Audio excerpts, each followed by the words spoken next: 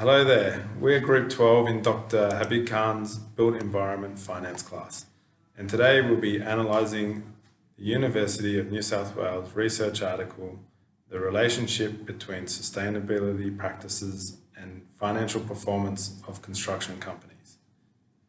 Our goal in conducting this analysis is to determine the validity of the study as a whole.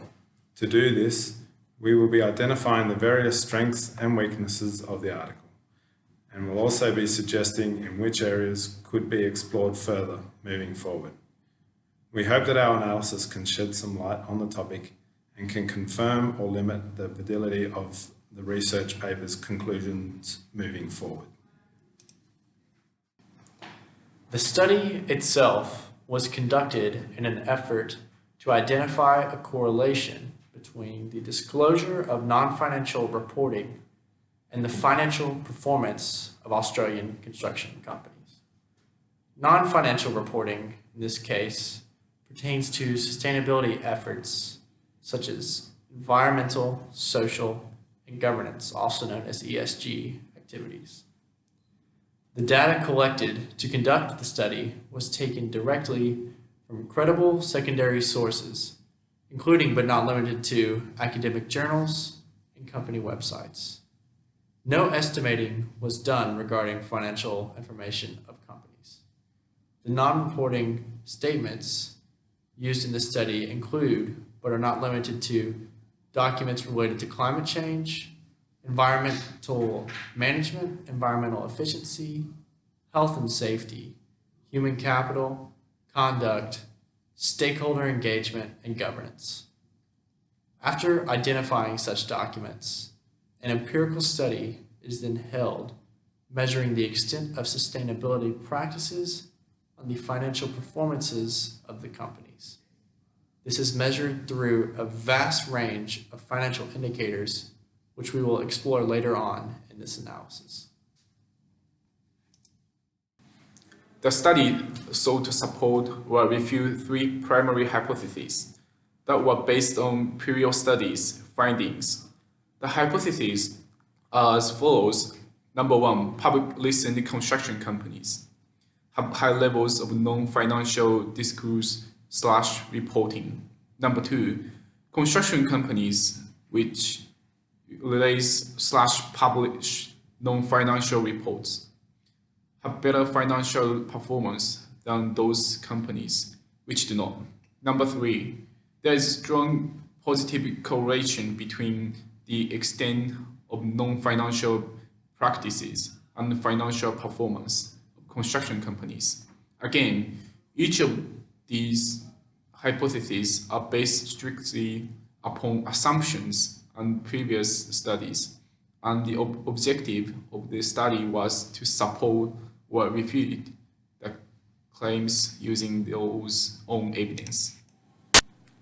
In conclusion, it was found that only hypothesis number 2 was supported by evidence from the study.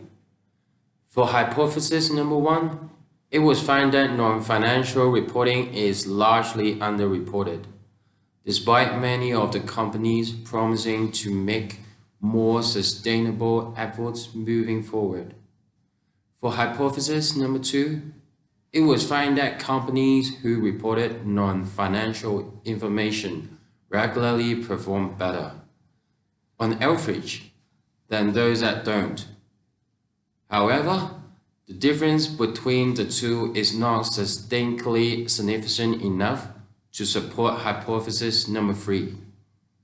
There is only a very weak correlation between the financial performance of the companies and the reporting of financial information. As mentioned before, our goal is to not only identify the strengths and weaknesses of this journal article, but also to suggest as to how such characteristics can confirm or limit the validity of the paper's conclusion moving forward. The importance of this was recently explored by Swansea University, where they found that the review process is crucial to journals in publishing high-quality, cutting-edge knowledge development. We personally feel that this type of peer analysis should be done for every research article in an effort to hold us co-learners accountable for the accuracy of our work. To begin, we found that the study had many strengths that supported its findings. For example, we believe that the collection of data was very thorough, and since it was very quantitative based, it leaves very little up to interpretation. When findings are very black and white, such as this, it minimizes the possibility of bias to skew the results.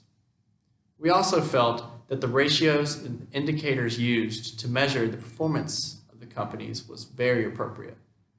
We determined this by looking at other studies to see what the most reputable industry professionals used in their own studies and checking to see if these same indicators were used in this study. We also thought that the use of prior studies to derive the 3 hypotheses used in the study was very appropriate and could be considered as a strength for the study's case.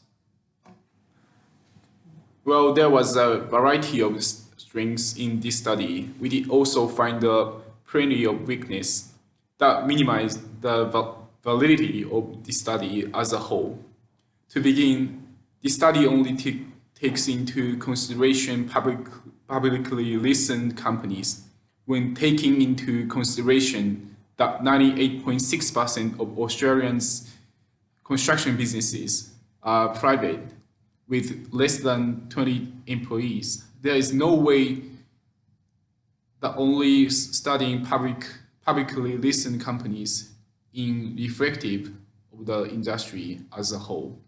We also feel that part 3 of the study was misleading because of the university chose to ignore some of the companies that were included in part 1 and part 2. We believe this likely skewed the result because the visual of the study were not held the same throughout.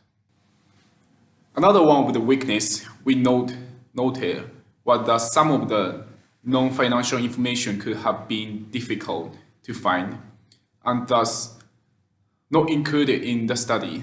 This could have scaled the result slightly and could have affected the result of the study altogether. Lastly, we feel that the age of the study beginning from 2013 may invalidate the result at the current days and age. The demand for sustainability and non-financial reporting has grown over recent years, so it would likely be necessary to conduct the study again in order to get an accurate understanding of the topic in 2018. In conclusion, we believe it is important to note that no study is ever perfect. It is very easy to ridicule the work of someone else, and it is difficult to eliminate all bias and inconsistencies in a research paper, especially when there are so many moving parts. That being said, we do feel that the University of New South Wales study was very good, and that their findings can be considered as accurate and reflective of the relationship between non-financial reporting and financial performance of Australian construction companies. We would like to encourage others to use this work as a building block moving forward, and would like to see further exploration of this topic in other parts of the world and across all industries. Lastly, we would like to applaud the University of New South Wales for their contribution to the Australian built environment industry and for their early contribution to the topic. Thank you.